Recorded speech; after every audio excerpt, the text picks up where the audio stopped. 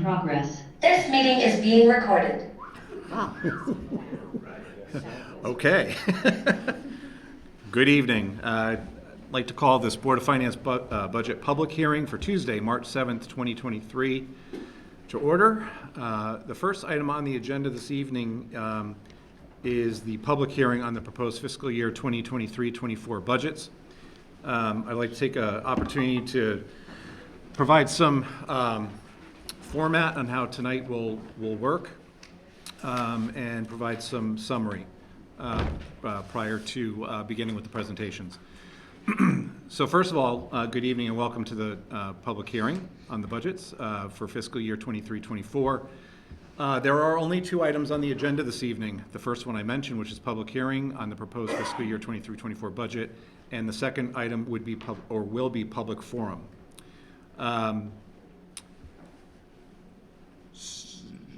Regarding, actually, for the first time in a few years, 3 years actually, we're back in person. We've been virtual the last three. We are doing a hybrid meeting this evening with members of the public both here in person and as well virtually through Zoom. Currently, everyone on Zoom has been placed on mute to limit any unintended noise distractions.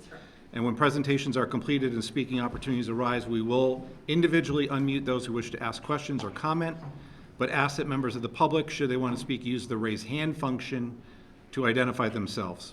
And I'll give a little bit more detail on that shortly. Before we begin the presentations, I want to make a couple of opening remarks, an overview of tonight's format and proceedings. Again, thank you very much to the following: the First Selectman, Matthew Hoey, and the Board of Selectmen, to Superintendent Dr. Paul Freeman, Chairwoman Dr. Katie Balistraci, and the Board of Education, town school administration and staff, department heads, town commissions, and literally hundreds of volunteers who worked on these budgets since the fall of 2022. If you are in attendance tonight in person, virtually on Zoom, or watching at home at a later time, thank you for tuning in and being here, as this hearing is focused on all of you, the Guilford residents and community members. For this meeting to assist in educating and informing you on what is contained in these budgets, how your money is being spent, and how these budgets will affect all of our bottom lines. For several months, the Board of Selectmen and the Board of Education have been developing these budgets. In addition, as you will most likely hear mentioned several times, the Board of Finance has been part of several meetings and workshops with both boards since mid-November. The presentations we're about to hear were presented to the Board of Finance at our last meeting on Thursday, February 16th, and we are quite aware of the content of these budgets. However, we will have a chance during our Thursday night budget workshop and possibly tonight to ask further questions and details of these budgets as needed before the Board of Finance moves a budget forward to the Guilford voters to town meeting on Tuesday, April 4th, which will be at 7:30 here at the Community Center, and the budget referendum on Tuesday, April 18th, which more details will be provided, but that will be a full day budget referendum in-person vote. Our format for tonight will be as follows. We will start with a presentation of the proposed Board of Education fiscal year 23-24 budget by Superintendent Dr. Paul Freeman and Board of Education Chairwoman Dr. Katie Balistraci. Upon completion of the presentation, we will allow the public in attendance to ask questions by raising either their virtual hand, if they're on Zoom, or physically, of course, if you're here in the public.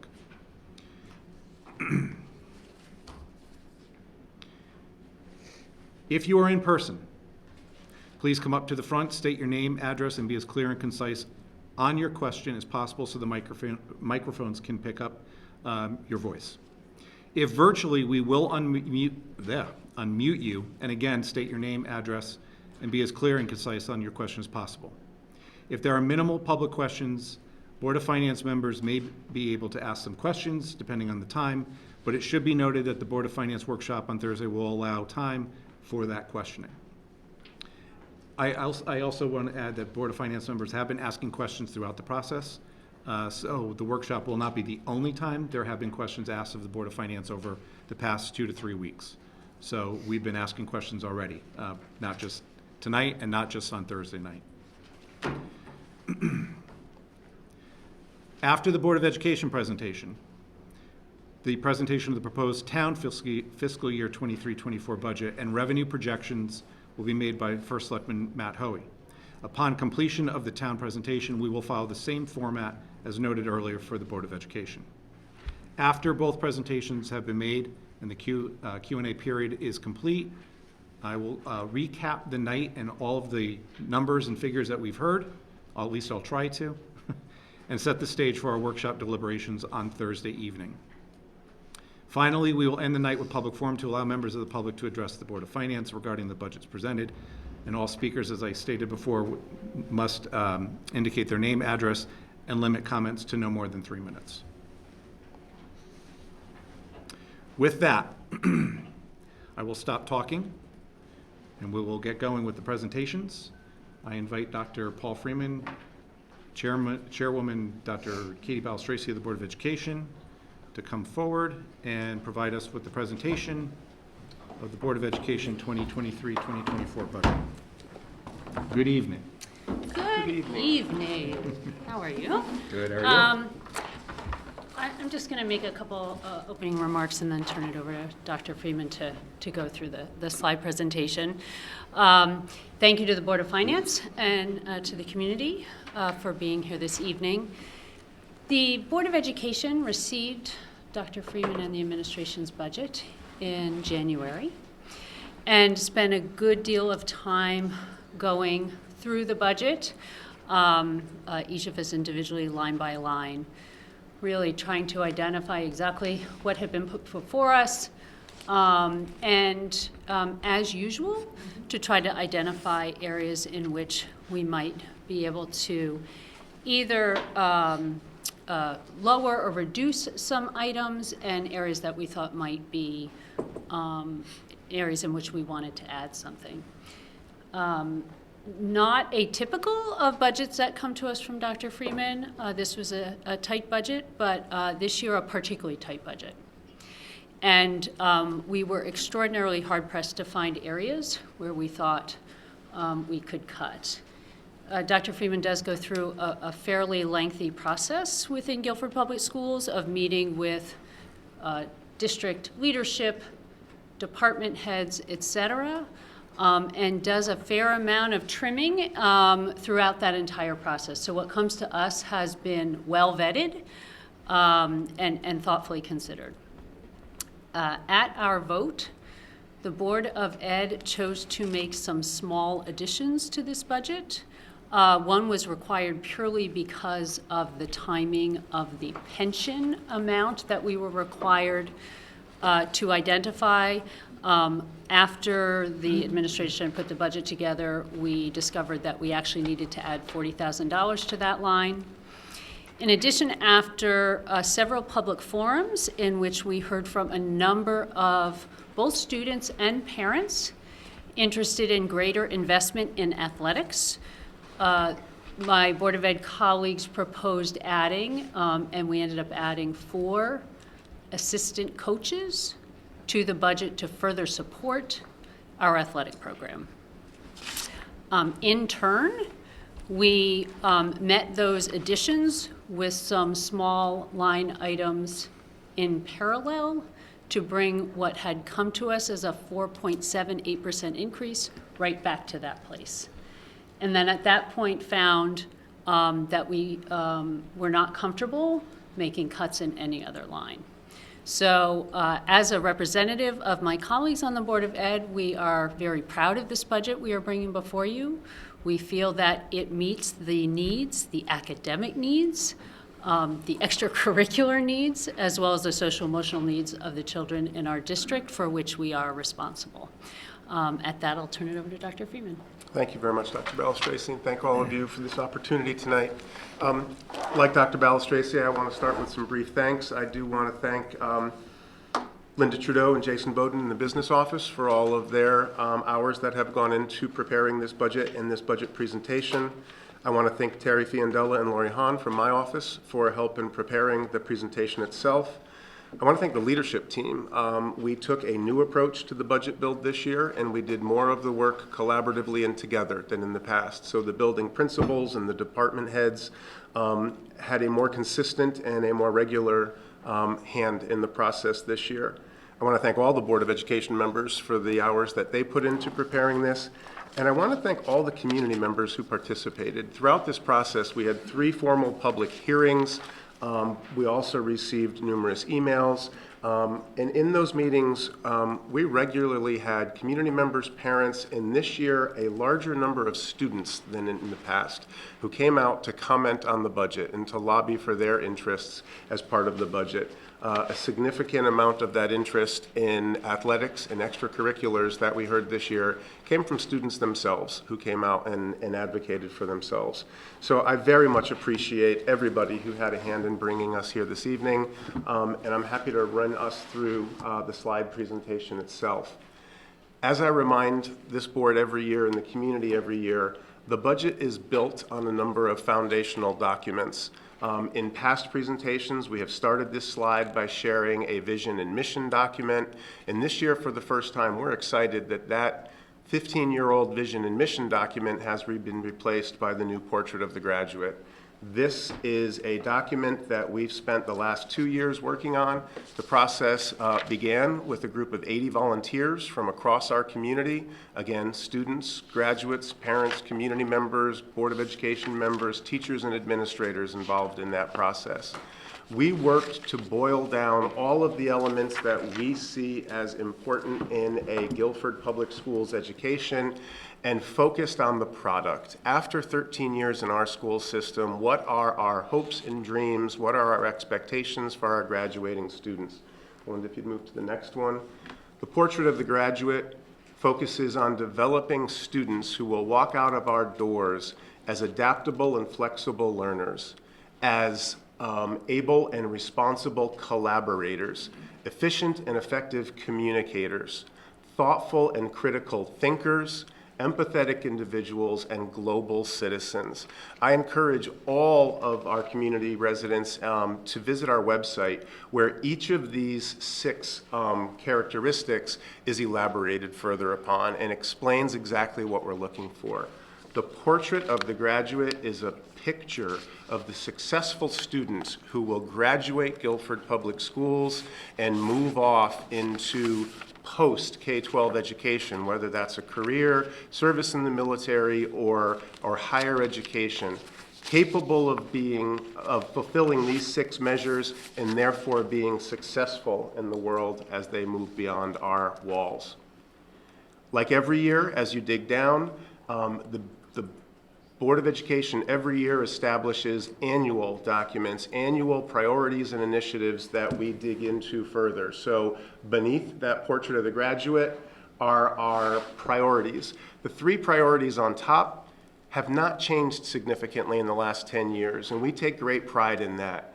There is a priority to provide a physically and emotionally safe, healthy, and equitable space. We need to begin with that foundation. Our schools first have to be safe and healthy and happy places for students to enter every day, for teachers to work in every day. Second, we dig down into the professional environment. Our schools will be places where teaching and learning is supported by instructionally focused leadership, aligned with state standards, and built upon diverse instructional resources. And finally, we dig down to the classroom experience. We expect our students every day to be engaged in academically rigorous tasks in every class. This is our foundation. A socially, emotionally healthy, safe, and well place, a professional place that focuses on teaching and learning, and a rigorous classroom environment where students are expected to be the thinkers and the learners, and teachers are facilitators, not lecturers.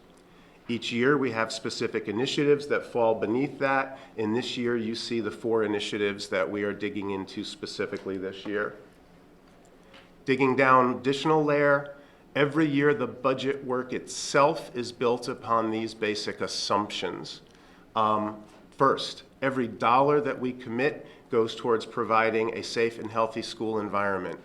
Every dollar that we commit then is focused, doggedly focused on instruction and learning. That is our core, and underneath that you see those 4 initiatives for this year laid out again. This is important, and we mention this every year, and particularly in this year's budget, As tight and as lean as this budget is, we never bring forward a status quo budget. Every year, it is an assumption built into our budget work that we are extending and improving opportunities for every year. It is our goal to be better next year than we are this year, and it was our goal this year to be better than we were last. And finally, we don't make requests of the Board of Ed or this board or the community for new resources until we have looked at existing resources and explored them creatively. We take great pride over the last several years in how we have been able to repurpose and reinvest resources within the system before coming out and asking for new resources. And as we get to the end of the presentation, we're going to share with you a slide on return on investment that I think illustrates that very, very well. And then finally, our budget is built on enrollment every year. We do not staff classrooms if there are not students sitting in those classrooms. So every year we look carefully at our enrollment. The projection that you see in front of you is built on the very simple metric of taking this year's K through 12 classes and rolling them forward. We graduate out the current 12th grade, and then we bring in a kindergarten that matches the enrollment of kindergarten in the last several years. Doing that this year, we show a projection of a slight decrease of 57 students. I again want to invite the community to visit our website. Recently at a Board of Education meeting, the board received a new 10-year demographic study. The demographic study goes into more depth looking at in-migration, out-migration, birth rates. If you used that projection, we are looking at less of a decline and almost a status quo. When you look at our projections for the next 10 years based on that demographic study, what we note is that we are very much at the bottom of the last several years of declining enrollment. We will begin seeing increasing enrollment slowly over the next 5 years, and then more dramatically in the 5 to 10 year period following that. So while this is the simple and more conservative projection, I do want to invite everybody else to take a look at the demographic study that is provided on our website. So with all of that as introduction, and with a reminder that those are the foundations upon which and through which we build this budget, we therefore bring forward to this board and to the community tonight a proposed budget of $68,766,172. That is a dollar increase over this year's current budget of $3,136,438, or a percent increase of 4.78%. That is the second largest request that we have brought forward in my time in the Guilford Public Schools. It's the second largest request that I've ever brought forward, eclipsed only by last year's request, which was the single largest request that we brought forward. We will talk a little bit about the impact that last year had on the numbers that we bring forward this year. To put that into a little bit of context, here are the last 8 years, I believe, of budget increases that we have requested. You will see that no budget increase rose above 2% until last year. Last year and then this year, we have faced significant pressures from outside the school system.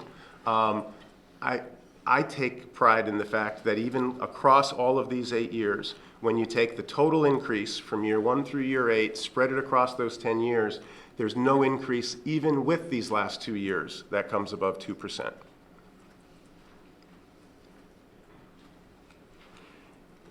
Every budget is built upon efficiencies. I mentioned before that we work to reinvest, to fold back in those resources that we have, to find ways to save dollars before asking for new dollars.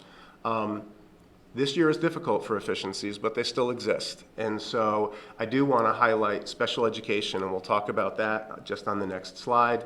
But over the last 10 years, we've made a significant effort to invest in our special education programming and resources here locally. Over those last 10 years, we've been able to build out the programming that we offer here in Guilford Public Schools to our students, and therefore we have been able to decrease the number of students who we need to outplace in private schools or other communities to have their needs met. By providing for those needs locally, I believe that we provide a better service to our students. Nobody does it better than we do, and we keep our students home locally with their neighbors, classmates, rather than having them travel across the state to a further outplacement. Additionally, that has allowed us to better predict and stabilize special education spending. The most recent example of that work is a new 18 to 22-year-old transition academy that has opened up just across the street here this year. In fact, we're planning a grand opening next month, where once again, taking our 18 to 21-year-old students who continue to require services, transition services, moving from K through 12 schooling into vocational settings, we're providing those services here locally with our local staff in our town. We're doing it better and we're doing it at an efficiency, saving the costs of outplacements by doing so. So again, we're going to show that visually in just a minute, but I want to highlight special education. I also want to note that salaries continue to be an efficiency. Remember that approximately 60% of our overall budget goes into salaries. Another 20% goes into associated benefits. We are a people-intensive business. When you invest in the Guilford Public Schools, you're investing in the people who work in those schools and support students. Salaries, it's what drives our budget. While there are a number of pressures on that line this year, I do want to note that we have worked, again, thoughtfully and strategically to continue to provide 2 full-time positions this year through grant funding rather than moving those positions into the local school operating budget. There's some exposure to that because we're shifting from a guaranteed grant to a competitive grant, but we have every confidence that we'll be able to continue to provide those 2 specific positions through grant funding. And I'm specifically speaking about a school psychologist and a school social worker position that are currently being funded by an ESSER grant. And then at the building level, supplies and materials. I need to continue to appreciate our principals and our teachers and the parents who send their students into the Guilford Public Schools, because we've kept those material costs down. It would be nice to think that we could stock every classroom with every possible thing that the students would need in their schools. But principals are frugal, teachers are frugal, and in Guilford, the parents are generous and supportive of the work that goes on, and we need to continue to express our appreciation in that area. This is the illustration of special education spending that I've been mentioning. Now remember, this includes those outplaced tuitions that I spoke of, associated transportation related both to the outplacements, but also to students who do attend locally but may require special transportation, as well as services that we contract into our schools. So as we've kept more students home, we've needed to bring in more specialized supports in the schools to support those students. The blue line that you see is our special education budgeted spending. And what you notice if you look at the left half of the chart is that it looked like a roller coaster. And what you notice as you look at the right hand of the chart is that we've begun to smooth out the budget. We have been able to better predict and better anticipate where those costs will be and therefore plan for those costs in a much more predictable, thoughtful way without the peaks and valleys of the first half on that chart. The red line shows our actual spend. And when you look at the red lining, you really see the smoothing out of that curve, and you see over the last several years that we've actually been able to control special ed spending so that when we budget properly and plan thoughtfully, we have at times brought the real spending in below the budgeted spending, rather than some significant gaps that you saw in the past. This helps us not to pit the needs of special education students versus those of regular education students. We take great pride in the work that we've done in special education. Every budget is a story of efficiencies, but it's also a story of cost drivers, and we just lost the slides.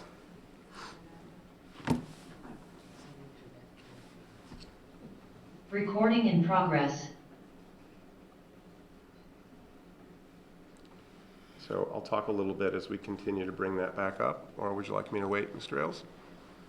As long as everybody can hear, you can continue.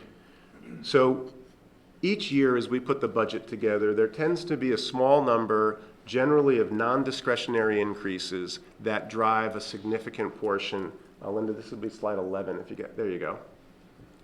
So this year, those cost drivers are, again, that salary increase. Now, last year, in all of the budgets that I have shared with this community, last year was the only time that the medical increase was bigger than the salary increase. Last year, the medical increase alone was $1.5 million. And it was really disappointing and frustrating to see a slide where the biggest increase wasn't what we invest in our people. This year, the salary increase is the single biggest increase. Now, again, as I mention the efficiencies related to salaries, we also have to recognize that we've got 5 distinct bargaining units that work in our school system. We have contracts with those employees. Those employees are due their contractual increases. Each year there are changes and there are adjustments and there are additions to the salary line. This increase that we're showing here excludes the discretionary staffing choices that we make that we show you on the next slide. This is the base of rolling forward the employees that we have and the increases and adjustments that are related to that. Medical increase is another big increase. Now, $800,000 increase feels good when compared to $1.5 million, but it is again a significant driving factor in our budget. That's more than a 1% increase sitting just there in the cost of medical insurances. We are a people-intensive building program. We rely on our employees and our staff members, and they deserve the medical benefits that they receive, and that includes this increased cost. We have a lot of transportation that we contract. The community members see the school buses moving. We move students around town. We move students out of town for athletic activities. We have transportation costs associated with the VOTEC schools that we send students to, as well as to those outplacements that we mentioned, and those contracts increase this year. Even though we've reduced and controlled for those outplaced costs, tuition costs do rise. When you contract with private placements, you don't control the expense of those placements. So we see increases in those areas, as well as anticipating more needs that students will develop next year. So the tuition cost is increasing. We've seen increases in heat, and we've seen increases in software costs. Software is particularly impacted because there was some software that was covered under the ESSER grant that we now need to absorb back into our base budget this year. Those 6 items alone combine to $2,698,862. That's an increase of 3.9%. Our total budget is only going up by 4.7%. If we just absorbed the increased costs that we show here, it would be a 3.9% increase. The medical spending, to show you that in a little bit more detail, is here on the next slide, which we'll have for you in just a second.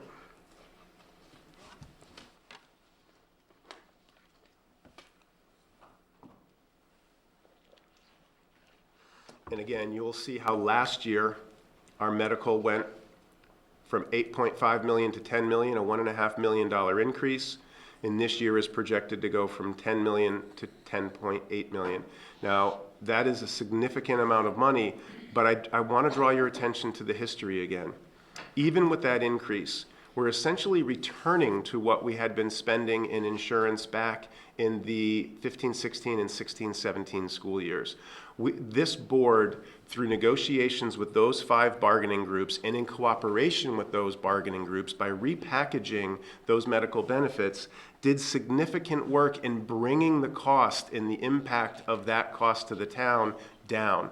We deferred those expenses for years. What's happening now is that it's catching up with us. We're returning to that level of medical spend that we'd been able to move away from.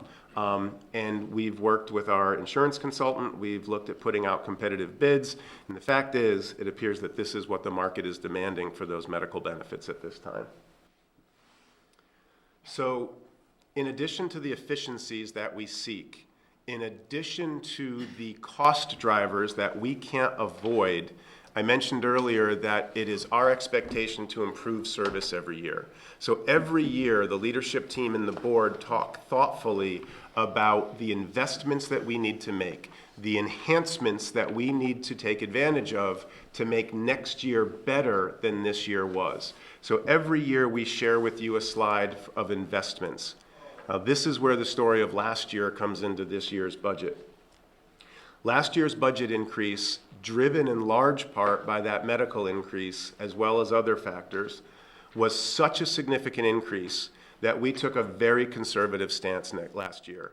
We didn't budget for positions that this year we ended up recognizing became necessary. So on this slide, every one of those investments, every one of those positions that has a blue notation next to it, either existing or currently paid for by the ESSER grant, means that those are positions that we needed to put into place this year. And now they become the baseline for next year's increase. We now have to build them into the budget. And so that 4.7% increase includes these existing positions, like a pre-K class at Lakes School. We spun from 3 pre-K sections to 4 pre-K sections this year because enrollment demanded it. We added an additional kindergarten section at Jones, again building from 3 sections to 4 sections because the kindergarten enrollment came in greater than we anticipated. We added a 2nd grade position at Leet after hearing from parents and watching a bubble at the 2nd grade rolling into the 3rd grade at Leet. And we added an additional part-time special education teacher at Cox, again, because the student needs demanded that we put those positions in place. We've added a 0.5 custodial position at Lakes, which is the largest of our elementary schools and houses 2 district-wide programs.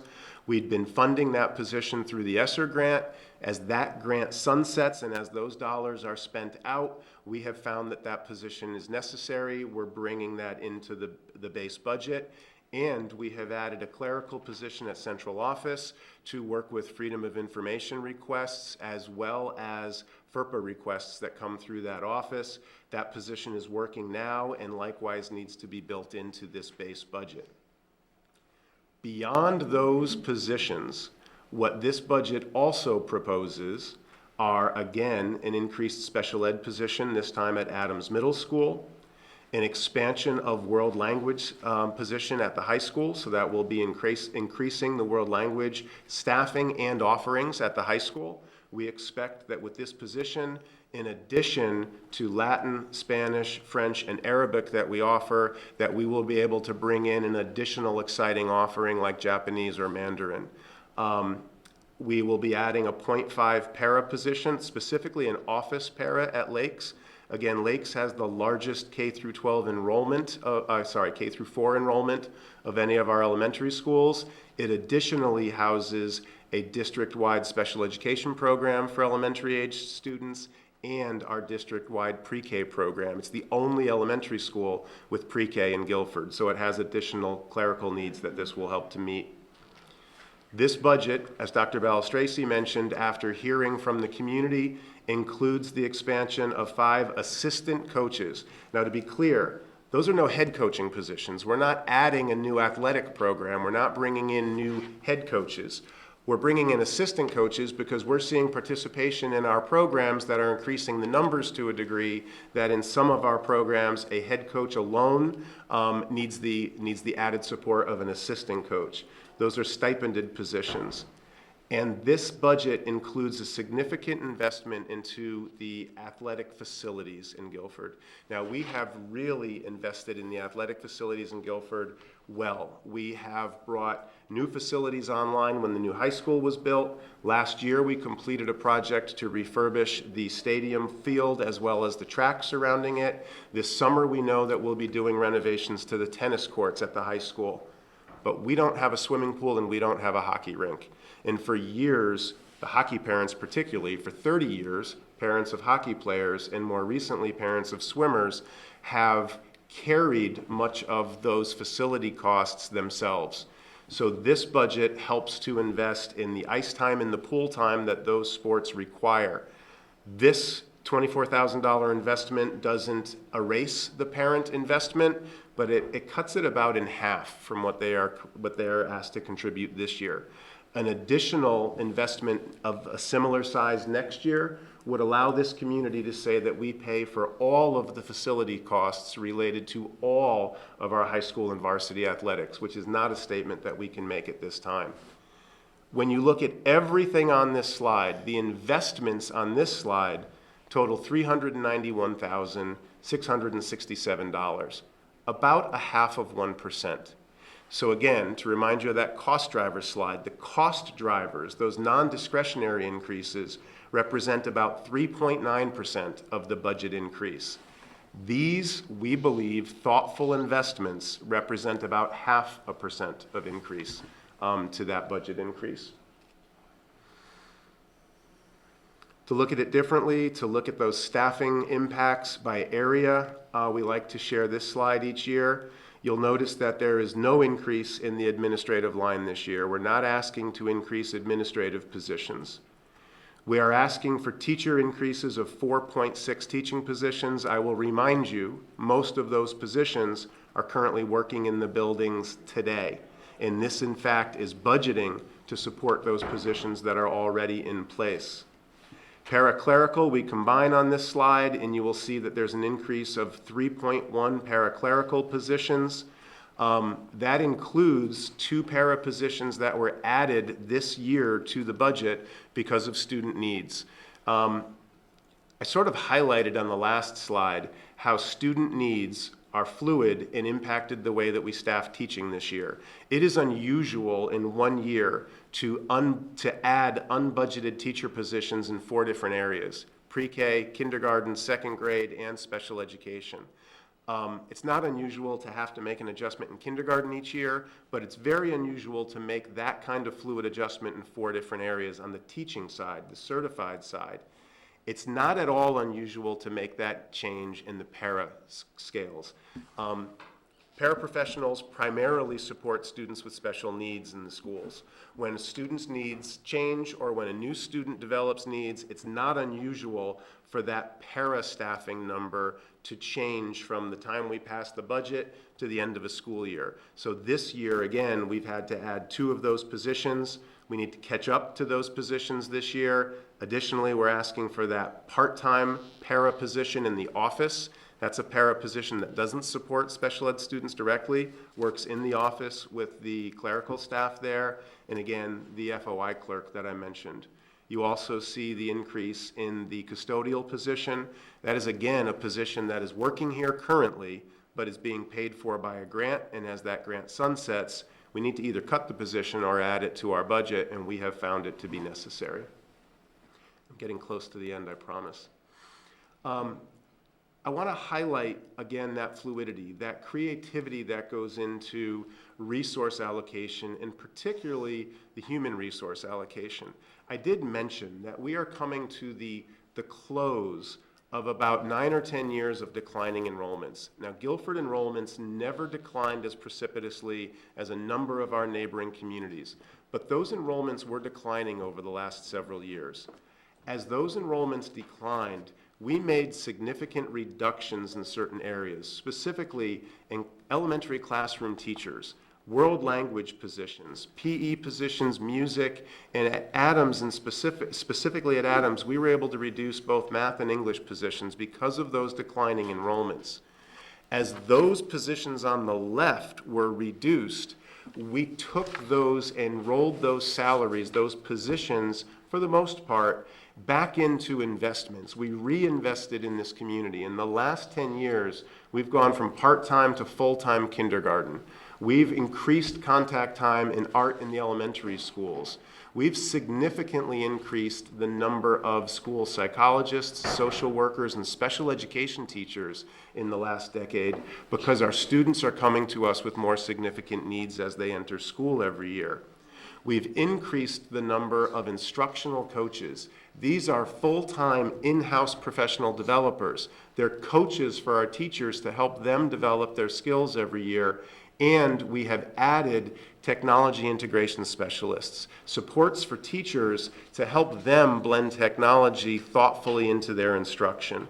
Not just to help you get your technology turned on, but to do it in a way that is instructionally sound and beneficial. Through those investments, I'm sorry, I'll hold off on that for a minute. Go ahead and put all those bullets up, please, Linda. The story of this budget, therefore, comes down to this. Gotta go back. If you ask, why are we asking for the second largest increase in the last 8 to 9 years, part of that is because of those last 8 to 9 years. We've brought forward annually thoughtful, frugal, lean budgets. And when you do that year over year, and then real cost increases hit you, there's nothing baked in. There's no safety net. There's no cushion built into that budget. So we really worked on paring down a lean budget over the last several years with annual increases that were significantly below 2%, with the exceptions of last year and this year. Then last year, when we were hit by unusually high medical benefit costs, we put out a budget that in fact didn't bring forward all the needed positions. This year's budget, therefore, is an impact of filling in those needs, recognizing that the students needed those supports and putting those positions in place this year, and finding ways to fund those positions within this year's budget, needing to bake them into the request moving forward, while again being hit with an $800,000 medical cost increase, inflation increases overall, and those salary increases that are well-deserved but drive this budget moving forward. And I say this to you every year, but I'll say it again. This is no time to bring forward a budget that reduces services to the Guilford Public School students. So while we acknowledge that this is a significant increase, we present it and say to you proudly, it is not going backward. It is not cutting services to our children in Guilford. In fact, it is investing in making next year better than this year is for those students. There's a capital request connected to this. So we've just sort of concluded talking about the operational budget. In addition to the operational budget, we will be asking for a capital bonding request that is relatively small compared to the ones that you've seen in the last several years for us. It's because this one doesn't have any HVAC or significant security investments in it. Over the last several years, you know that we've been improving the envelopes to be more efficient, the HVAC systems because they were all pretty much original, and working on those security enhancements. This year, you do see an investment in the Baldwin Middle School gym floor. That's the original gym floor, and if we keep sanding it down, we're going to sand through it very soon. So that gym floor needs to be replaced. That benefits not just the school program, but it benefits the community, particularly the really active youth basketball program that takes advantage of that location as well as our other gyms.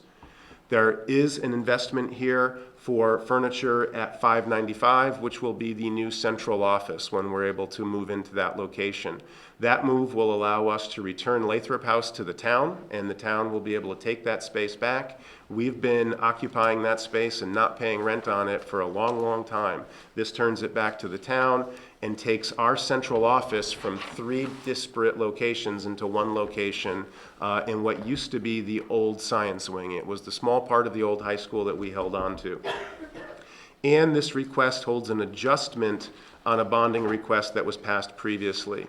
We passed a tennis court renovation bond previously. We were unable to begin that work last year because of supply chain impacts, and we weren't going to be able to get the work done over the summer. We have looked at neighboring communities that have gone out to bid on similar projects, and we are recognizing a $300,000 increase, again, because of the supply chain impacts and because of inflation. So to do that project and to do it properly, we're asking for this addition to that previously passed bond. This represents a total bonding request of $1,331,260, which, while significant, is again smaller than what you've seen from us in the past several years.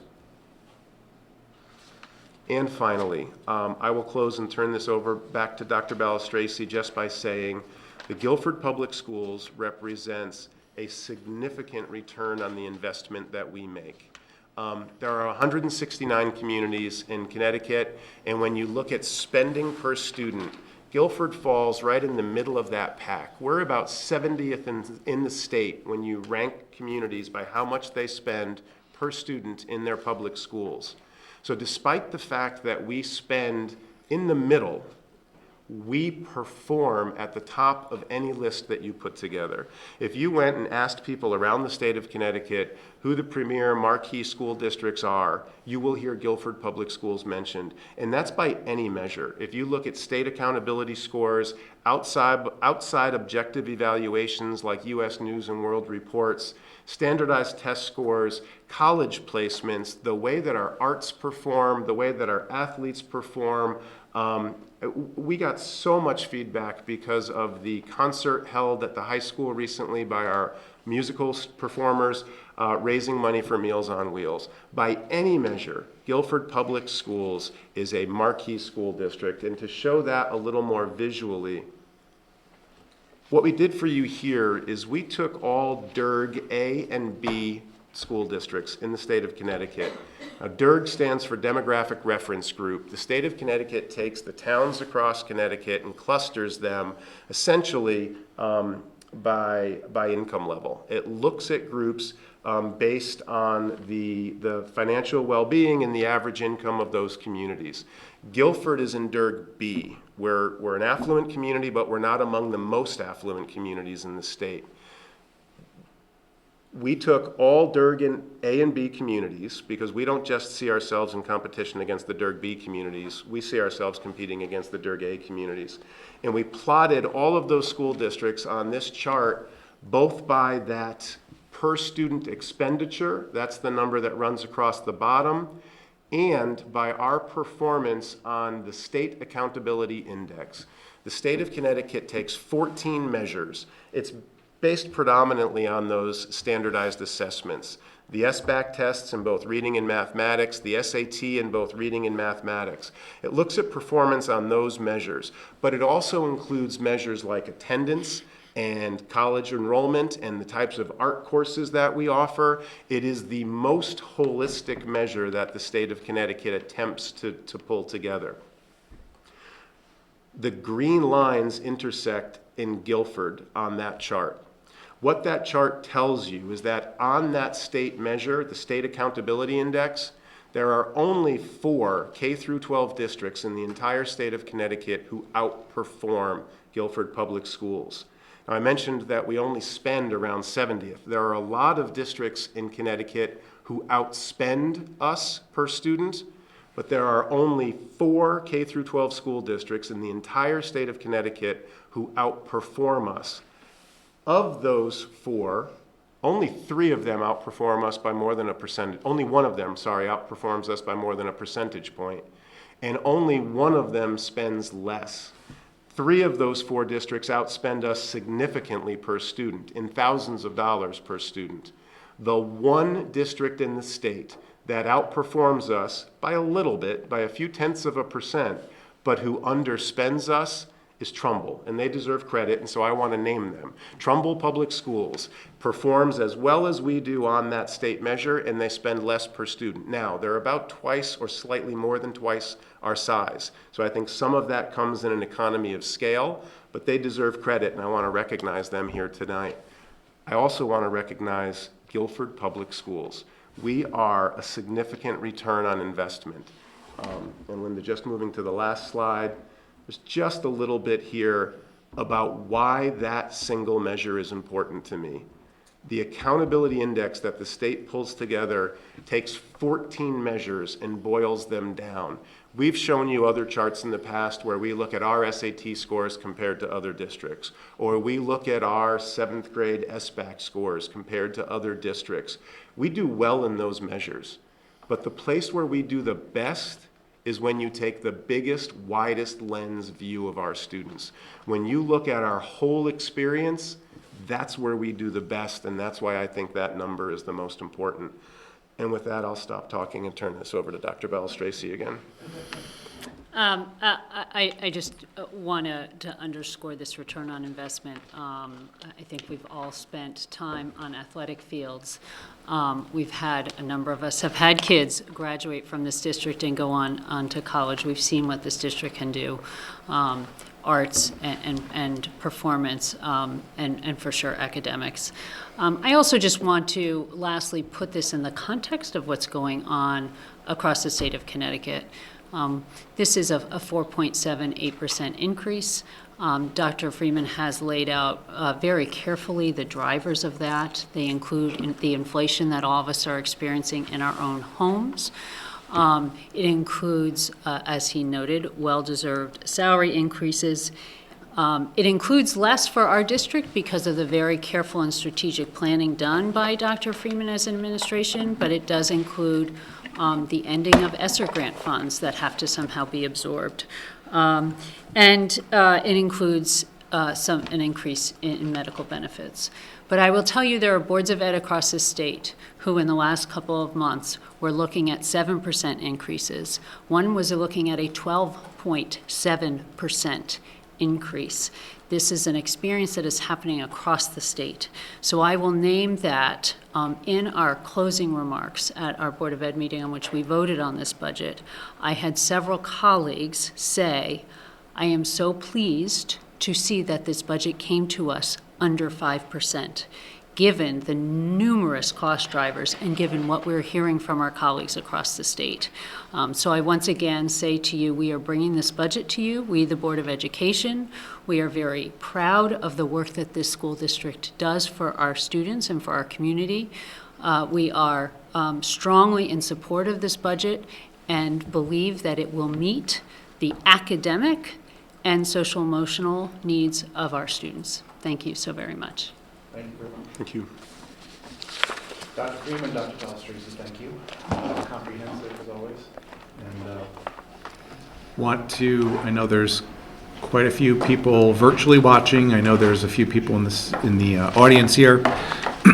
At this point, want to go right to questions that anyone in the public or of the public would like to have answered. If they can't be answered, I'm sure answers can be researched and brought forward on Thursday.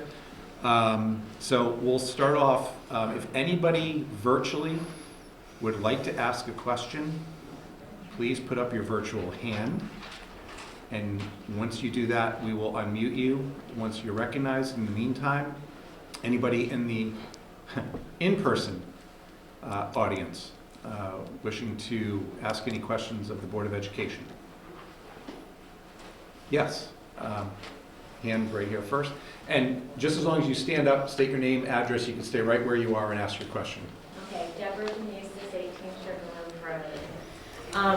I worked in the Guilford school system for 21 years as a para-educator at the high school, so I have some experience as to performance of the teachers that we hire, and we usually pride ourselves on our teachers and their abilities.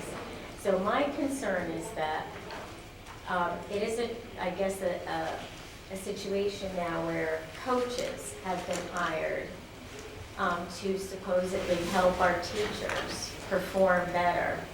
I think it's,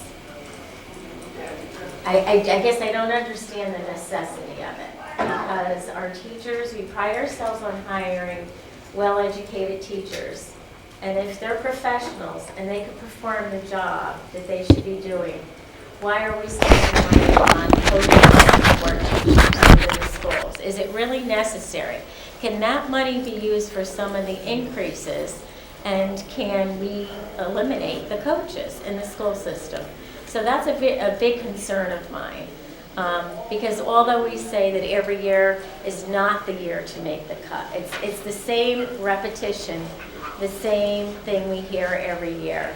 We all have budgets in our families. We all need to stick to budgets. The town needs to stick to budgets. And I did go on U.S. News and World Report, and we're number 32 in Connecticut. And for readiness for our students for college, it's 43.8. Right above us is Parish Hill at 55.8. Let's see, Cheshire Academy is 52.2, Cheshire High School, sorry. Amity Regional High School is 49.1.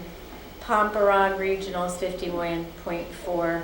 Graham High School 47.7. Fairfield Ward 51.6. Newtown 55.7. Trumbull 48.2. Canton 51.5. Granby 54.1. Glastonbury 49.8. Fairfield Ludlow 53.3. Lime Old Lyme 53.9. No, I could go on, but there's many more above us. I think there's a question in there regarding the coaches. Yeah, I'm happy to speak to the coaches. So I'll hand it over to you. We feel that the coaches that we bring into the school system are one of the best investments that we make. We do hire some of the very best teachers in the state of Connecticut. We also grow some of the very best teachers in the state of Connecticut. Education changes every single year. These last pandemic years are the best example. There was no teacher preparatory program in the state of Connecticut or any other state that prepared teachers for what the pandemic demanded of them. But when the pandemic hit Guilford, in addition to our talented, dedicated, professional teachers, and in addition to the principals who were in place to support them, we had a cohort, we had a cadre of coaches who were in place to support them as well, to help them develop their instructional skills and to respond and to learn in the moment. Every year, we have a budget that includes professional development. What we do with the coaches is bring a significant portion of that professional development in district. You don't go to a surgeon who stopped learning the day that she graduated med school. Surgeons continue to learn all through their careers. We are required to provide continuing education and development to our teachers. We choose to do a significant portion of that through the coaches who work in the school system. The Yankees have the money to hire the best pitching talent in the world. They still employ a pitching coach. It is important to recognize that professionals learn through their careers and need to learn through their careers.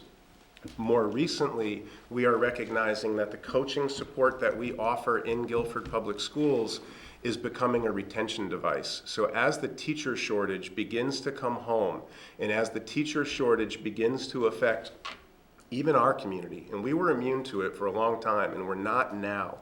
We have a better chance of holding on to those talented teachers because they're getting the kind of professional support they need in addition to the support, the administrative support that the principals are able to offer them. The only thing I will add is that we as a Board of Education meet every year with the district leadership team. And ask them every year, almost every year, I want to say for the past many years, what do you think about coaching? Where are we at coaching? And every single year, we are told, the Board of Ed is told how important and how impactful coaching is by each of the principals in our schools. Thank you.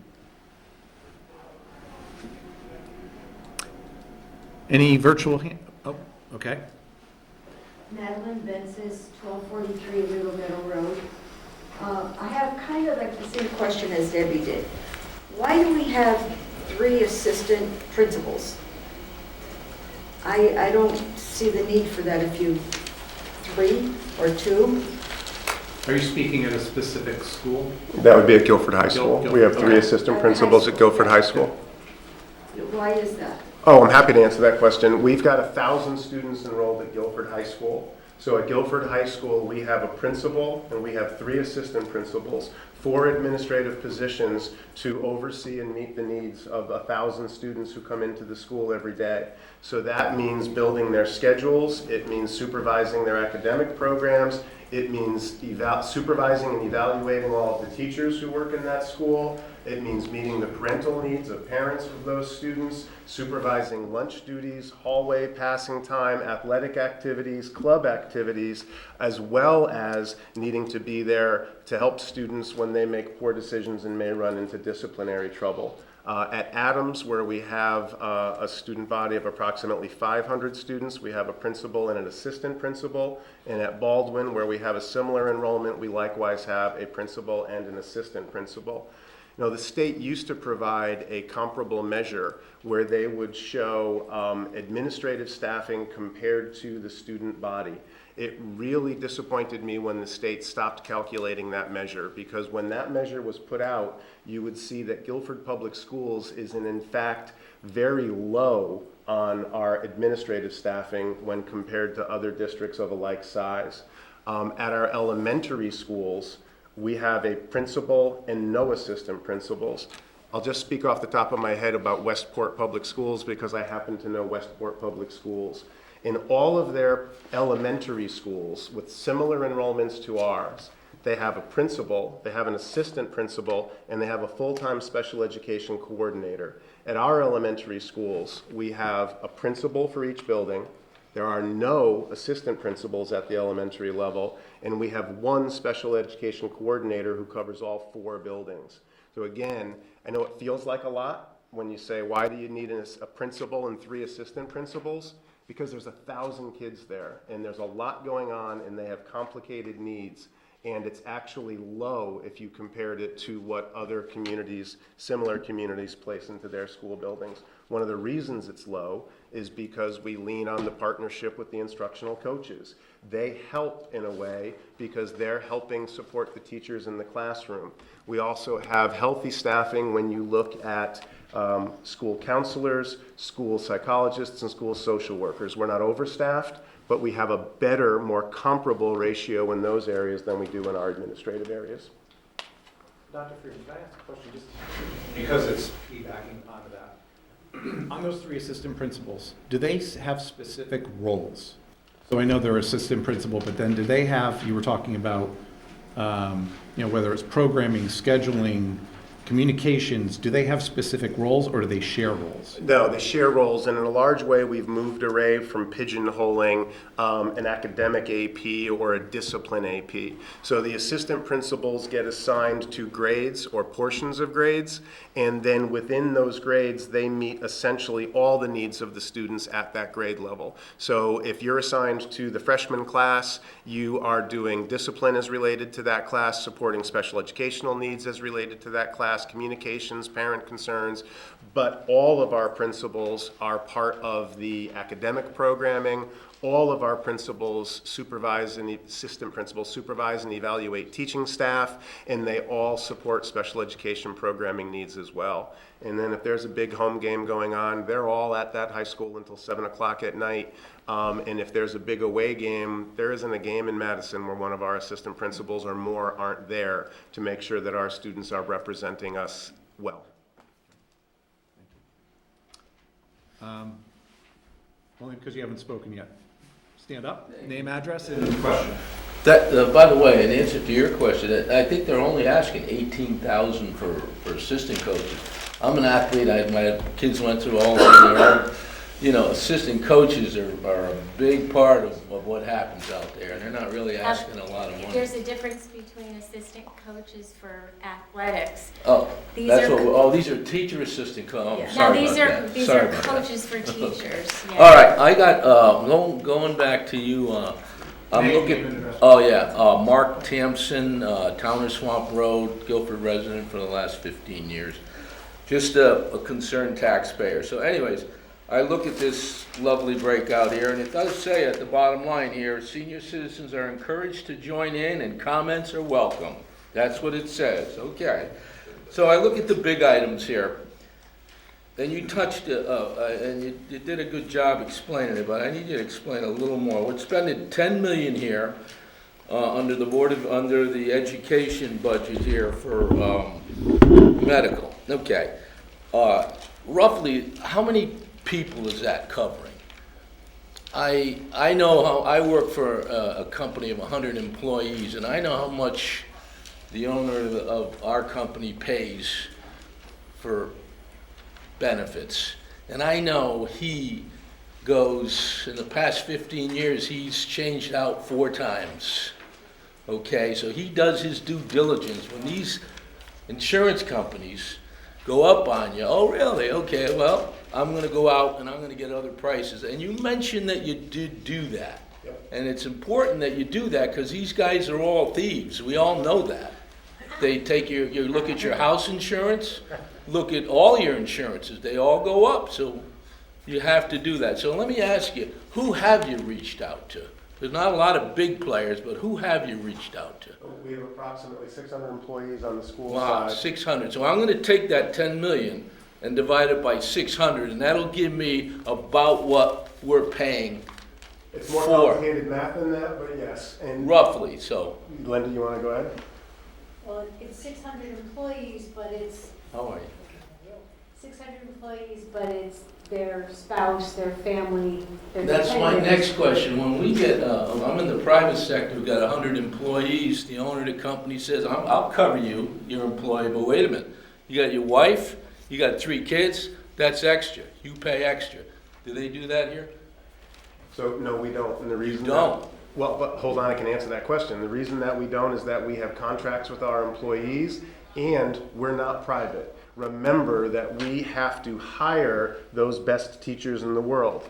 If Guilford Public Schools, first of all, we're in a contract, right? But if Guilford Public Schools all of a sudden tomorrow stopped offering medical You benefits think to teachers will spouses start leaving you because the benefits aren't that good? In Is a that what you're heartbeat. saying? It's Yes. that 100%. competitive in a out there? heartbeat. Okay. So how And- many and of in your this employees environment. would stay if you told them that today we're covering your They're happy families? to have a job, But so they're not leaving. tomorrow, Right. there's a teacher shortage, right? There are other school districts in the state of Connecticut that would hire our teachers today. There are hundreds of certified teaching positions in the state of Connecticut that are vacant.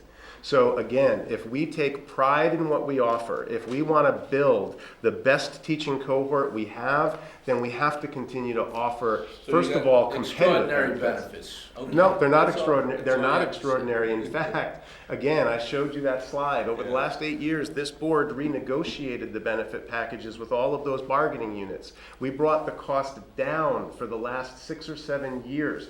We offer competitive benefits. We don't offer extraordinary benefits. All right, well, then what's your deductible? Do they have I know what the 100 employees that I work with, what's their deductible? We have an HSA structured account. We There's have- no deductible? No There's $1,000 or enormous $4,000 deductible. family We have- deductible? What's the, 2,000, 4,000. Yeah. 2,000, 4,000, thank you. 4,000 and administrators is higher. 2,000, 4,000? Administrators is 4,250 is the All highest. right, well, it's Again, not I no think- deductible, okay. No, it's not no deductible, and it's an HSA system so that teachers and all of the employees, every employee has skin in the game. It is not a golden Okay, plan. question answered. Now, how about this one here? You're paying $1 million here for pensions. Is that, is those 401Ks or are they defined pension benefits? Does that speak to the town pension, Linda? It's a combination, so there are some that are on a defined, Those are nice, defined pension, but that has those are nice. sunsetted so that, Oh, it has sunset. right, yes, Oh. so that there is only certain employees that are still on that plan. All new employees are on a 401A. Okay. Yeah. Yeah, That a long answers my time ago. question. Yep. Okay. Last one is, you got site improvements here, $462,000.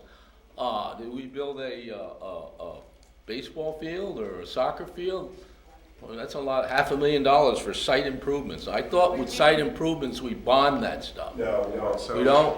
So we do bond major projects. That's not major, $500,000? I'm going to speak to that. So remember, we're putting forward this year a $68 million project. We have 7 buildings that we are responsible for maintaining and upkeeping. I go so far as to say we've got 7 of the most expensive buildings in the town. That's a significant investment that this community has made in those buildings. We have a goal of trying to set aside 1% of the budget per year for preventative maintenance, to make sure that we're taking care of those buildings before we allow them to fall into disrepair and spend more money after they start crumbling. So we would like, in fact, my preference, and this board has had significant conversation about this, I think that line this year should be $680,000. That would represent 1% of this year's budget to invest into our 7 locations to make sure that they're safe, well insulated, efficient, and comfortable for students to learn in and teachers to work in. By running less than that, we are already scrimping. Much of that goes to things like plumbing improvements and preventative maintenance, carpet replacement, ceiling That tile answers my question. replacement. It's spread out over 7, that Yep, makes thank sense. you. That's not a lot of money. And the last thing is, and I think you explained it and answered my question, but looking forward, I thought we were declining, smaller families, less kids, and declining enrollment. Now, you bumped up the teachers on the early levels, but you lowered the teachers on the upper levels, so it looks like it's balancing out. Then you got all these other factors that come into play, but would you say that the declining enrollment's going to be a thing of the future, or no? In fact, so Guilford Public Schools and the Guilford community has seen a smaller decline in enrollment than a large number of schools in the district, in the state. We've had neighboring schools, actually, school districts close schools. We have never been anywhere close to those kinds of numbers. It varies by And our town. new, Okay. and our new demographic study has told us that in the next couple of years, enrollment's gonna start increasing again. Because the population's So increasing, more we are, people that's are exactly coming. right. Yes, and that's on our website. It was a very thorough study. I'd encourage you to take a look at Yeah. it. It's going to be a slow increase over the next 5 years, and it's going to be more dramatic 5 to 10 years out. Okay, thank you. Thank you. Before you go, is anybody virtually wishing to ask any questions of the Board of Education? I don't see any hand. There is a hand. Okay. And then, ma'am, I'll get to you. I just wanted to make sure that the virtual audience had a chance. Yes, name, address, and question, please. John Phelan, 323 North River Street. Can you hear me? Yes, we can. Thank you. Okay. I just have a short question. What is the number of teacher FTEs for the coming year versus last year? If you don't have it, maybe you'll be able to get it by Thursday. Thank you. Absolutely. Thank you. Thank you. We can certainly have it by Thursday. We might be able to have it for you in just a second. Last year, 321.6, proposed budget 322.2. 321.6. What was last year? I'm sorry. Yep, 321. What was last year? 321.6 last year, 322.2 Two. this year. Thank you. And FTE is full-time equivalent for anybody who's not comfortable with that terminology or familiar with that terminology. Okay, we're going to go back to in-person. Yes. On the insurance, when I was working, I was paid for by my company. But if I wanted my husband and children on, I paid into it, a much lower rate, but we still paid. Are you telling me that the teachers don't pay anything at all for their families? That's what he said. No, that's not what teachers contribute. You want to explain how teachers contribute to their own insurance? So the teachers contribute, their cost is higher, so whatever the percentage is of the premium equivalent for a family plan, they pay a percentage of that higher premium equivalent. So I don't have So the, it's- I don't have the teacher shares in front of me at this point, but they pay approximately 21% of the cost of their plan. If you're paying for yourself, you pay 21% of a single cost plan. If you're paying for your family, you pay 21% of a family plan. So it does go up, but it doesn't go up individually. It's not to say that you're going to pay this much for each person in your family who you add. There's a cost point for single, partner, and family. But I think they're also paying a portion of themselves, which Yes. is different from your plan. So your company paid for you, and then you just had to pay for your family members. They're paying a portion of themselves Exactly. and their family. Exactly. We do not pay 100% of anybody's insurance. It's a share. And again, please don't hold me to it. I don't have the contract in front of me, but I believe the district pays about 79% and the employee, depending on your bargaining unit, you pay about 21% of the cost. And those are part of the collectively bargained agreements that you make with Yes. bargaining units. It's Exactly not- right. Correct. And so it's revisited as those contracts expire. Every 3 years. They are negotiated when there's a new collective bargaining agreement reached with the bargaining unit. That's exactly right. Thank you for that And a quick clarification. comment, just to make sure, I don't know if it came out, but this budget is the first year of a 3-year Correct. renewed contract. With the That's teacher correct. and So I the don't, administrative groups, you yes. might have mentioned it, but just to be clear that that salary increase has a lot to do with the fact that there's a new contract in place that goes into place for beginning of July 1st of That's 23. That's correct. right. And it might be important to note that that contract was reached through mediation. We had a very cooperative and collaborative negotiation process, but ultimately the board and the Teachers Association went to mediation over coming to a reasonable and fair agreement. Which is largely based on what else is going on in the state at the time. Exactly much right. So we're not in a bubble. No. No. We're negotiating, competing with a lot of other districts in the state. Exactly Also right. correct. Okay. And in mediation, as I understand it, unless the format has changed, the Board of Education comes in with its highest and best offer. The teachers, or the bargaining unit comes in with its highest and best offer, and the mediator has to choose one or the other. It's not splitting the difference. No, that's actually arbitration. Okay. In I'm mediation, sorry. there is much more give and take and I more see. room to be collaborative. I see. We settled through mediation. We did not have to go to arbitration to have that level of Great. decision. But it does, as you're noting, it does require, obviously, a mediator to help us get to a Compromise. shared compromise. Before we bring our first selectman up and have the town presentation, is there, I'm sorry. Mr. Music, yes, go ahead. Yep. Again, piggybacking on that mention of the 3 principals, because when I worked at the high school, that was the change. 2 of those assistant principals. 2 of those assistant principals were formerly deans. I've been in the town now 43 years, so I had 3 daughters go through the system. When the 3 daughters went through the system, there were 1,200 kids at the high school. There were approximately 300 students per grade. They got an excellent education. The 2 deans had, like, say, freshman and sophomore, and then the other dean had junior and senior, and they still split everything up. So now we're paying a greater salary for a different type of administrative to do the same thing that years ago we had 2 deans, an assistant principal, and a principal. And there are more people and there are more counselors now.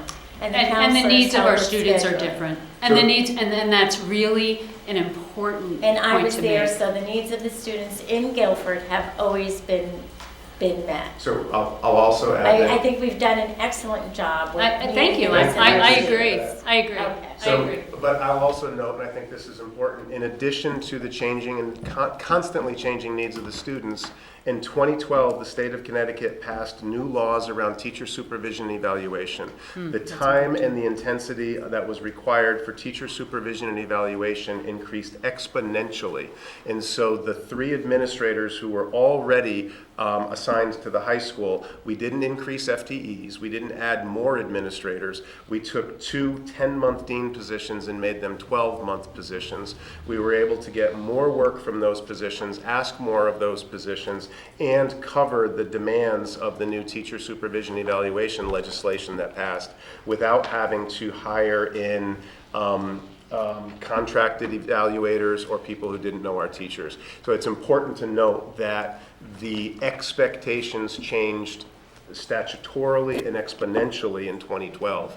In addition to what I think is more important, that student needs continue to grow and evolve and change, and what's expected of the schools continues to increase. Thank you. Thank you. Anyone else virtually? Anyone else in person? Dr. Balstraci, Dr. Freeman, thank you. Thank you all very much. Thank you. We shall move on. Our second presentation of the evening. This is the town budget presentation for fiscal year 23-24. First Selectman Matt Hoey. Thank you.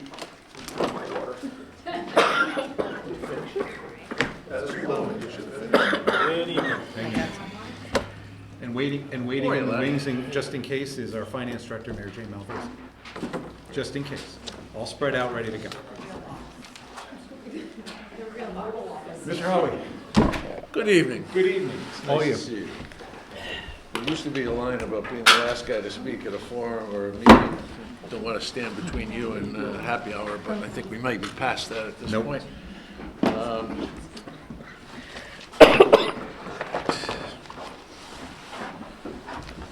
All right. I'm pleased tonight to present the Board of Selectmen fiscal year 2024 budget, which was approved with a unanimous vote of the board. I would like to thank my colleagues on the board, two of which are here tonight. One is online, and one is has another commitment this evening. But thank you for the collegial nature with which we worked to craft this budget and manage to get it out unanimously.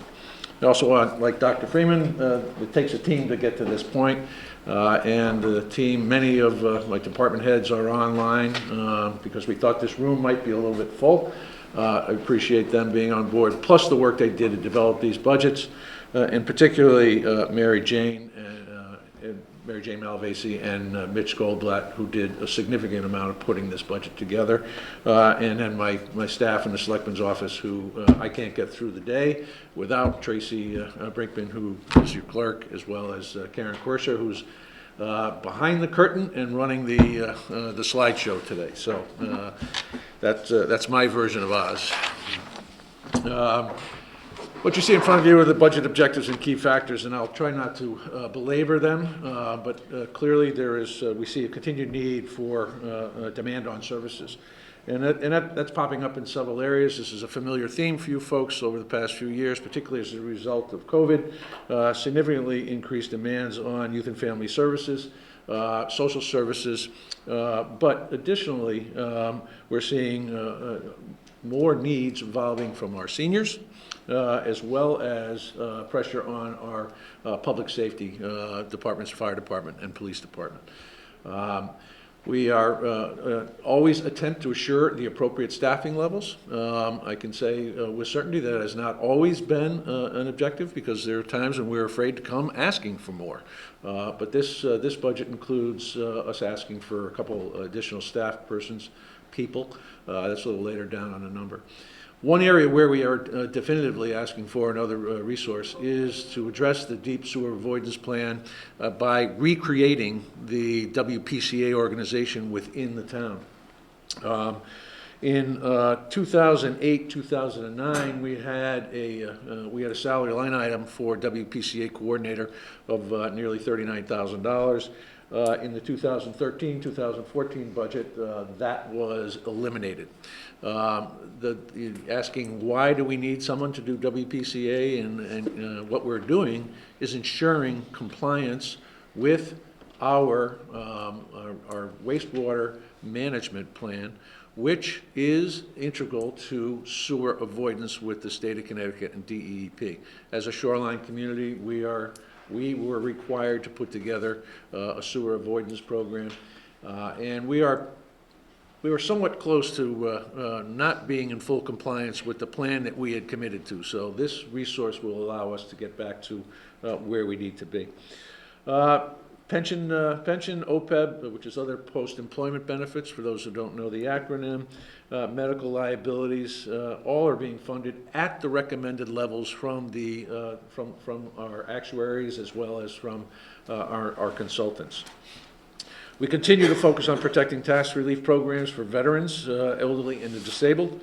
It's essential that those who have contributed over so many years, particularly the senior tax freeze programs, continue to enjoy that opportunity. We have taken some steps this year to address some significant inequities in the Guilford employees, one of the unions, the Guilford Employees Association Union. When we did some benchmarking against other communities, particularly neighboring communities, we found ourselves to be woefully low. It had manifested itself in attracting folks to come to work for us in certain positions. So we've taken some steps to do something with that. Also, the Board of Selectmen, for the first time since 2008, is recommending a cost of living adjustment for those pensioners who are on the defined pension plan, particularly as we're in the face of 7%, we were in the face of 7% cost of living increases.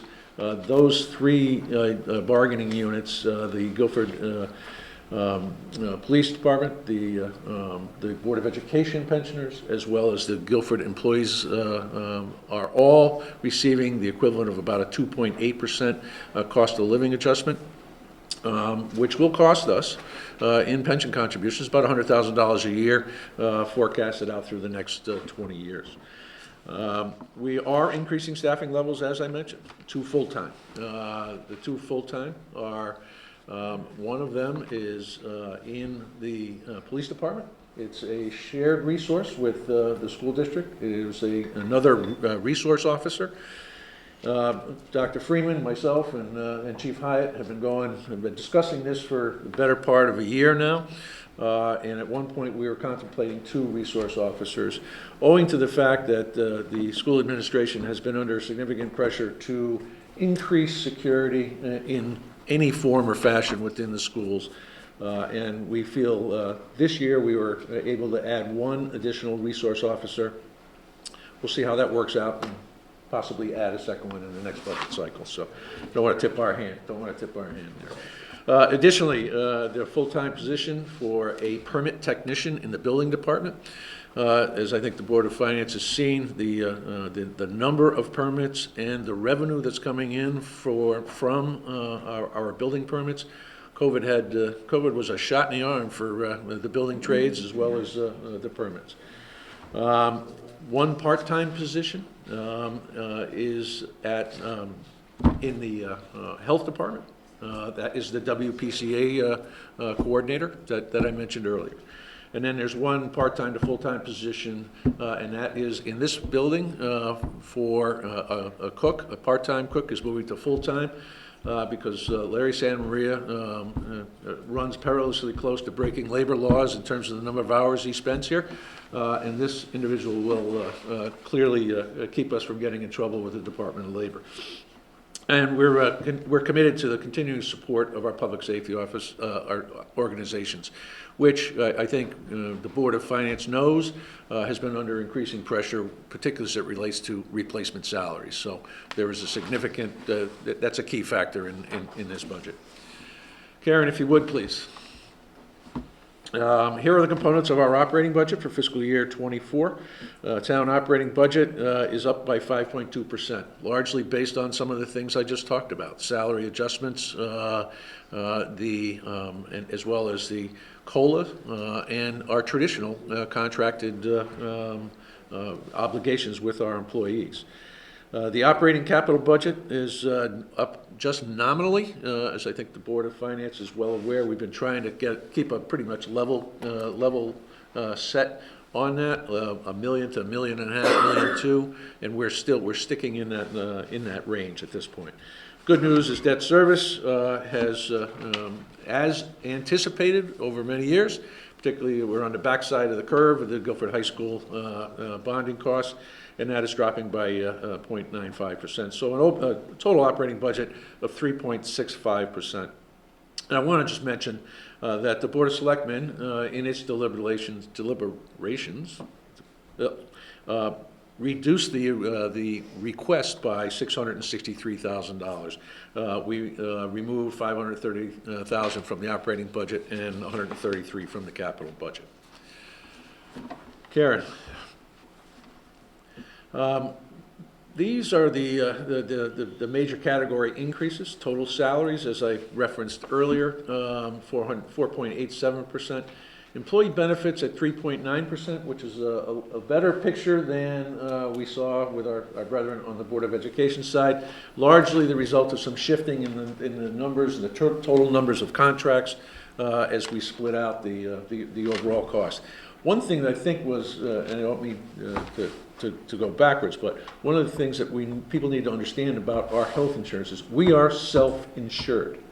It is a different model than many of you are when you work for a private enterprise where you get an Aetna plan or a Blue Cross plan. We get an Aetna-like plan, but we absorb all of the liability with some exception when we buy stop-loss insurance. So just wanted to make that clarification. And so, is that, no, you're welcome.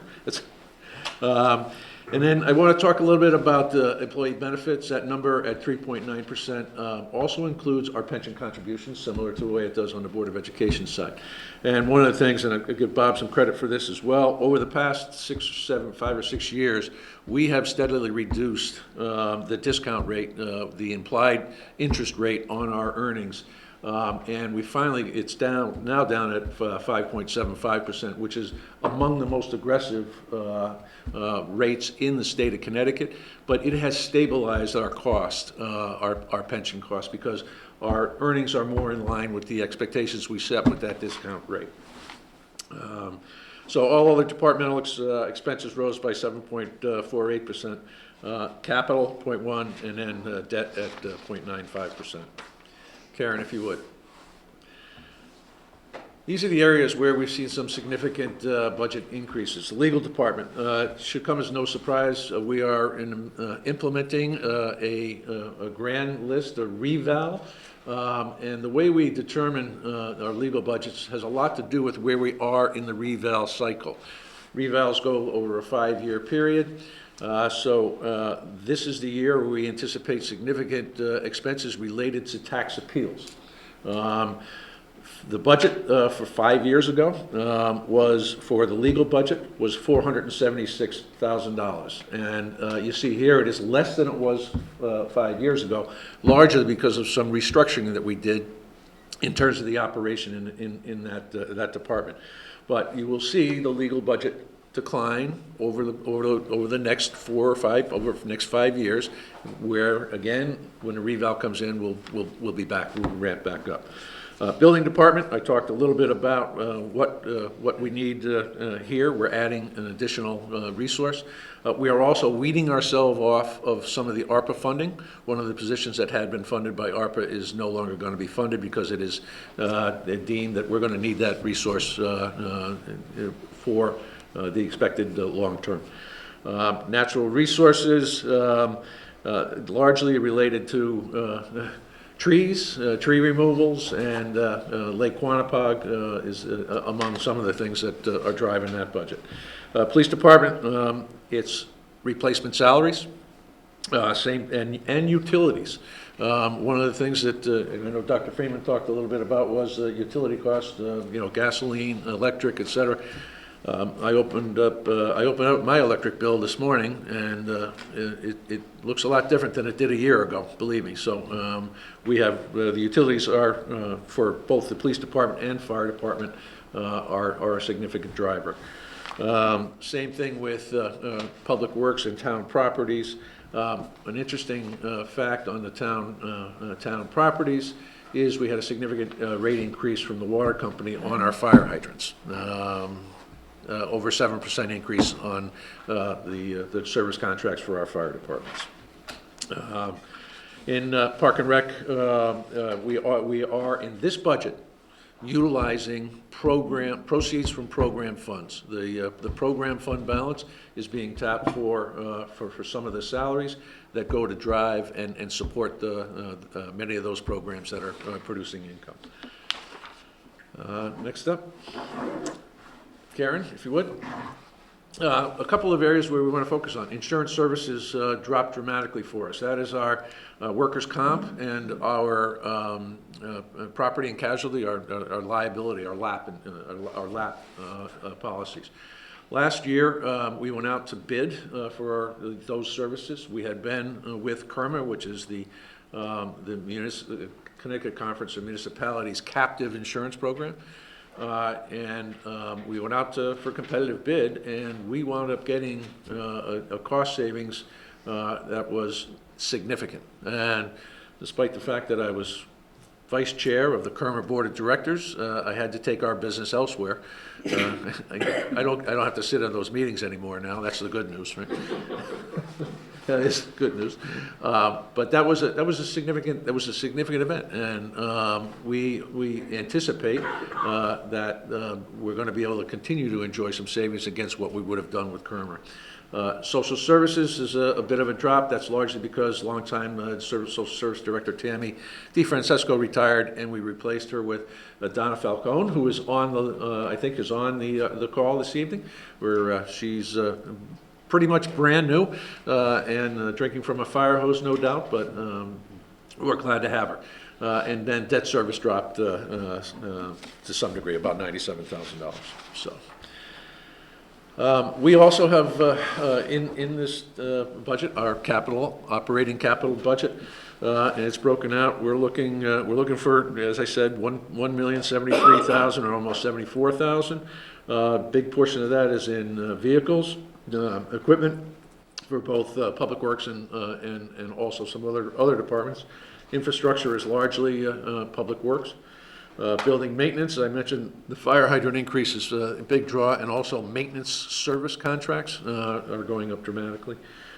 We continue to invest in technology upgrades, and then the field and lake improvements is really Lake Quannapock. Karen, if you would. Just talking a little bit about that debt service. This is a familiar slide. As I said, we're on the back side of the Guilford High School debt service retirement. That represents 40.17. The Board of Education's general bonded activities at 27%, and the town at 33%. So the next slide is, as I think you all know, Mary Jane's favorite, which shows that drop off. This was the much anticipated slide results when I think Chairman Ailes was going around town promoting this very same slide, that eventually we would overcome the increases. So this also represents anything that we're planning on going out for either short-term notes or bonds in our traditional August window. And the question, I think, anticipated from the Board of Finance is there an opportunity to refund? And the opportunity this year probably will not materialize because of the rates, but we have been able to take advantage when rates are favorable of recasting some of our debt, keeping the term the same, but reducing the amount of principal that we're paying, or interest we're paying, I'm sorry. Next up, Karen, please.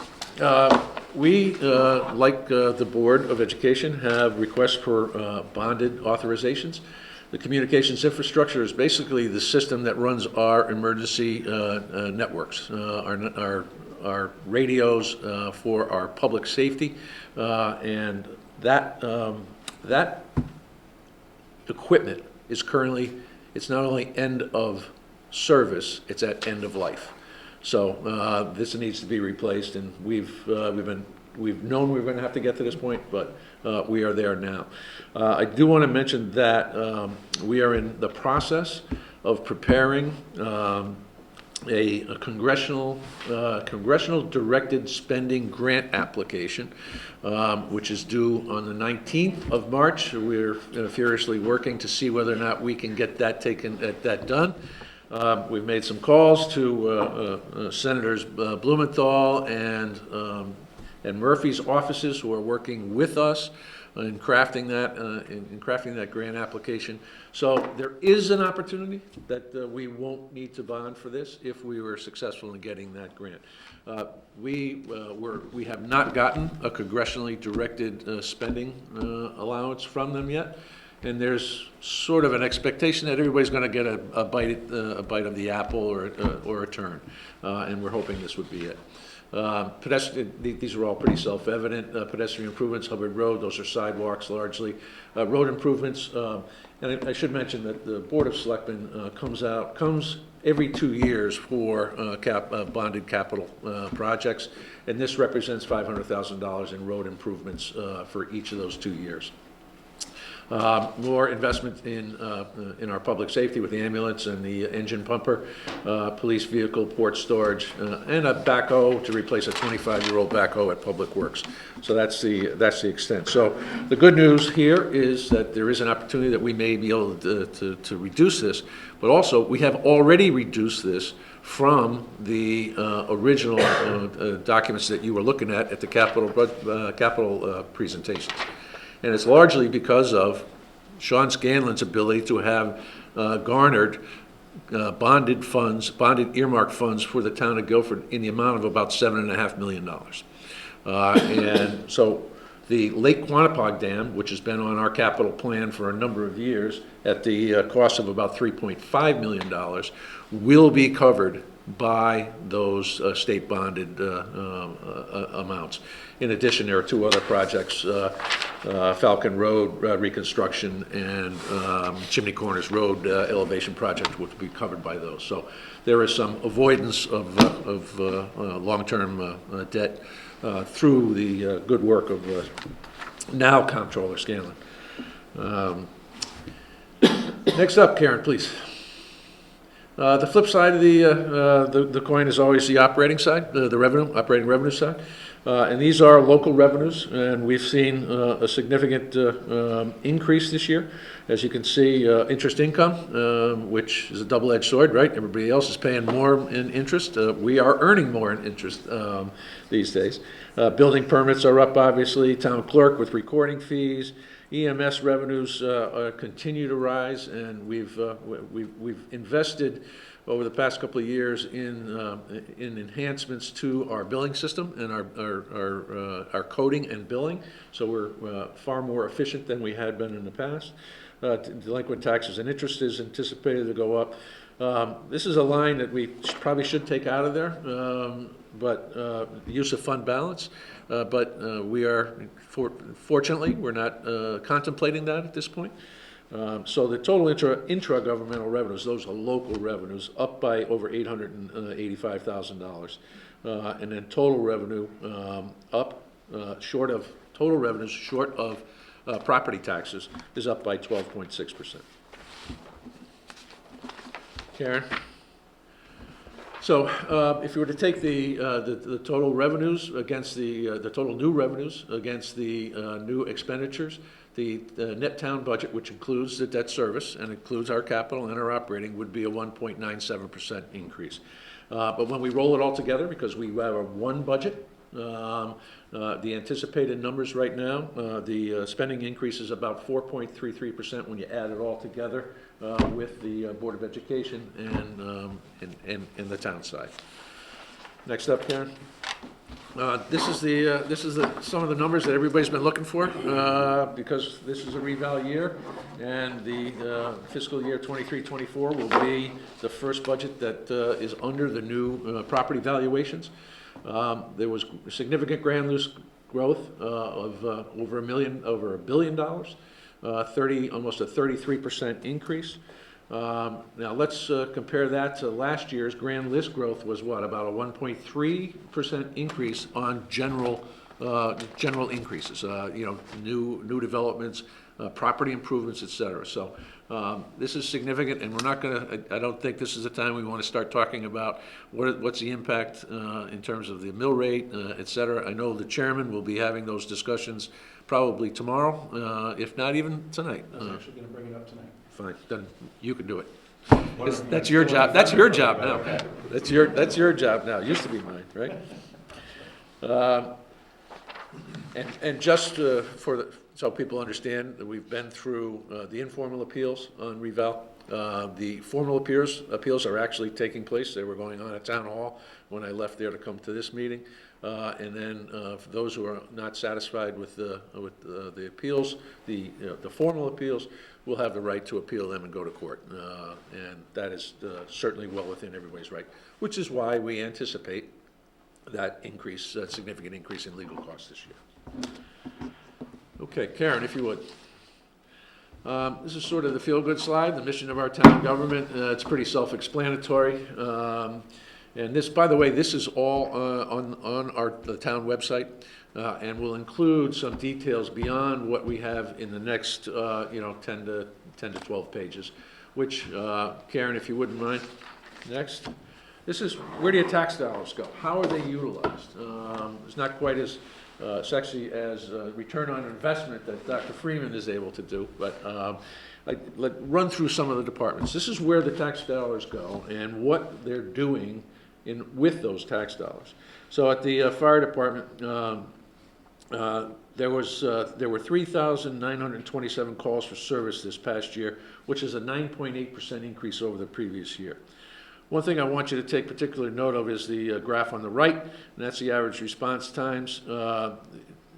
Ask, if you will, why they went down in 2018. Well, that's when we added the additional firefighters through the SAFER grant and opened up the North Guilford Fire Station, which not only reduced response times, but provided better equity for those folks who live in that part of town, and also saved lives. So. Also in public safety is the police department, and again, you can read. I think most folks know how many different programs they do. They are very active in the community. Community policing is not is not new to the Guilford Police Department. It's been a core part of their mission for a long time. Case increases year over year, 21 to 22, 18%. Significant increases. Next up, this goes more towards the quality of life kind of items, and this is a statewide study that was done. Take a look at how significantly our library outperforms average towns of our size or those around the state. And this is only some of the categories. We wean this down. There are more on the website. But we are more than double circulation per capita, right? Same thing, 2.5 times e-media circulation, and then program attendance is almost up threefold. So it's and by the way, that's free, right?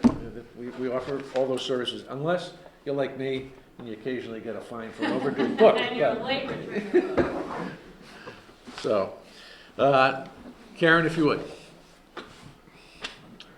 All right, Youth and Family Services. We've talked ad nauseum, I think, for a couple of years now, the impact COVID had on Youth and Family Services. Their revenue, which is not a good measure, because our revenue means there are more cases, there are more kids.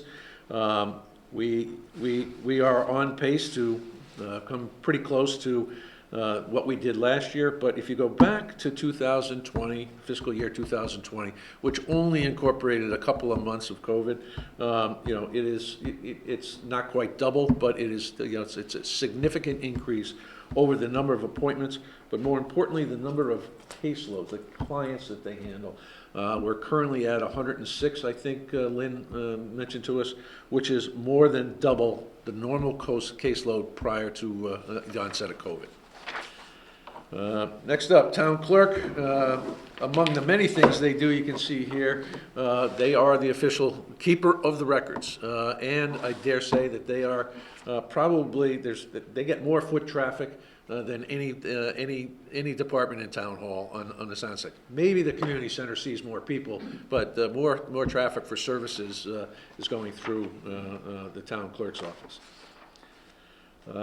Next up is the assessor, and in back today we have Becky Zykowski, who is with us, who's also brand new. She had the unfortunate circumstances of taking over the job in December as the grand list, the reval numbers were being rolled out, but she has done a great job along with her team, Barbara, Jen, and Karen. Well, Karen is now retired, but they've done a terrific job in pulling this together. A very difficult reval year, no question about it. There's a lot of concern about the significant amount of growth. There's a lot of concern about the fact that it was done, that the reval was done during a time when people feel that home prices may have been inflated because of the high demand for people looking to get out of cities and move into communities like Guilford. So they manage all these other programs that you can see here, and I won't bore you to tears with those. Social services, this, again, we have new leadership there, and we're excited about the opportunity to continue to grow and to provide the kind of service that the community is used to. They manage access for our citizens of over 40 assistance programs, state and federal programs. They continue to see the demand at the food bank, particularly over COVID.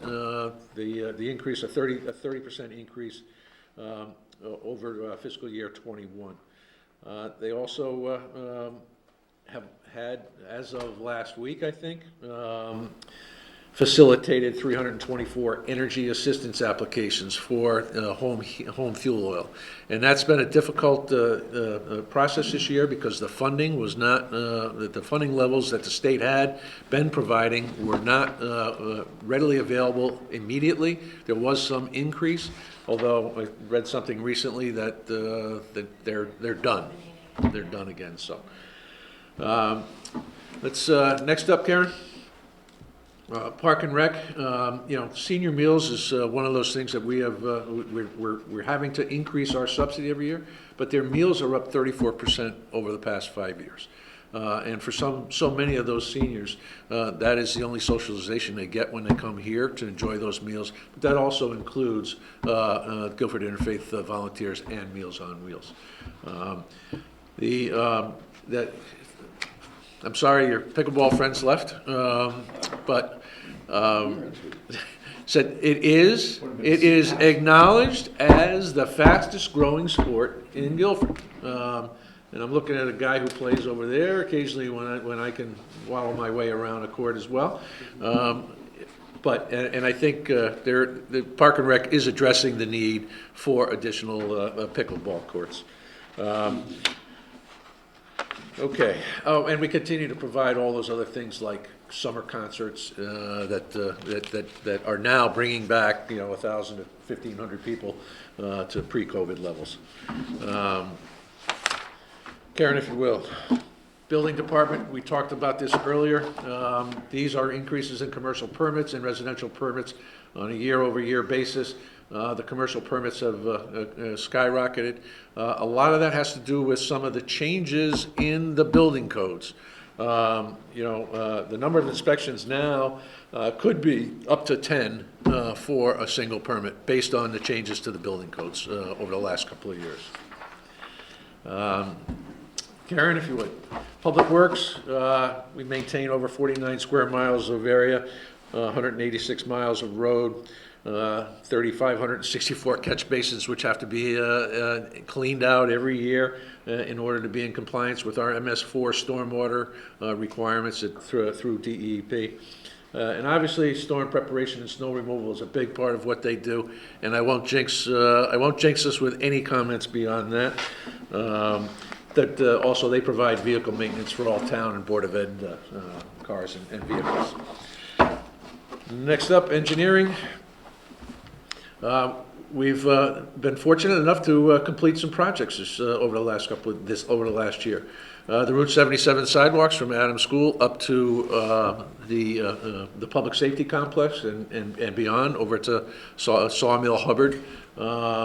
Paved the transfer station, which is in dire need of some attention over the years. Reclaiming and paved Briarwood Drive and Thornhill Road. That's where some of that $1 million in bonded project money gets applied. So they continue, and there are several things in progress that the engineering department is managing for us. Next up, Karen. Water pollution control, I think I beat that to death a little bit earlier today, but if anybody is interested in talking about this, Sonia would be happy to lay it out, and we can provide some additional documentation regarding the plan that is in place and the actions and activities that we need to do to ensure that we maintain compliance with that plan. All right.